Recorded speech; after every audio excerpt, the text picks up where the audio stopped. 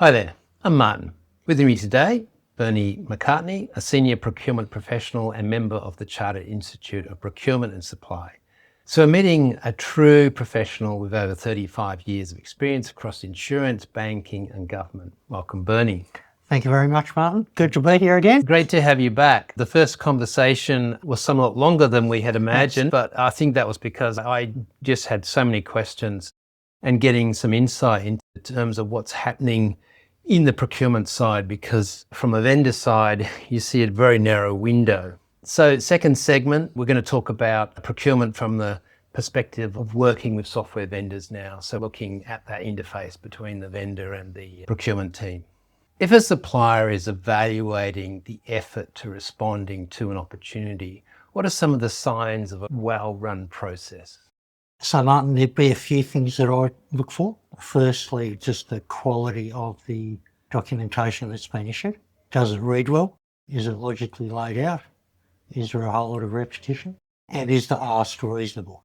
So, for example, if you're at the early stage of an RFI, are the questions quite high level with only a reasonable amount of effort required from the respondents to reply versus in an RFP where typically you'd expect more detail to be requested. So really, is the ask reasonable and have they articulated their requirements sensibly? Are there a couple of questions in there that you think are designed to enable suppliers to differentiate themselves? Is there space for that? A little bit about stuff about, is the process described that they're asking you to go on the journey with, and do the steps and the timelines look reasonable?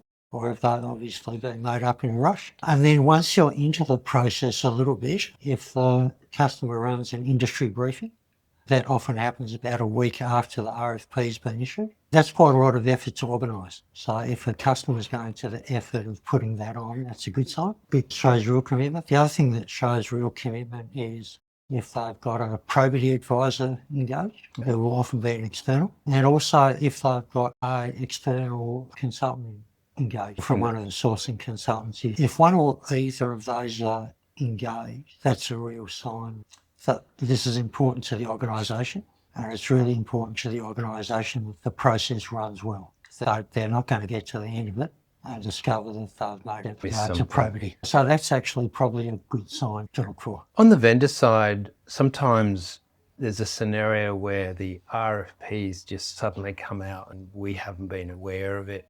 And we get a sense that it may have been written targeting a particular vendor.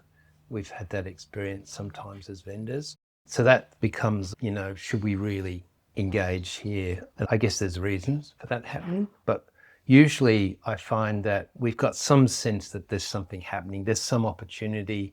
The RFP, we don't know where it is, but when it does come, it's not a surprise because we've been expecting it. It's the ones that are surprised that are a bit of a challenge as to whether or not you should invest time. That's right.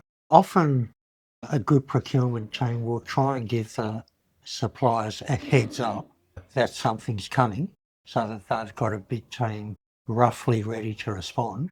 But unfortunately, to protect probity and for fairness, they can't give a particular supplier an unfair advantage by telling one supplier but not others, be ready at 2 o'clock on Friday, this is when it's coming. Right. So yes, I am aware that's the bind that suppliers are put in.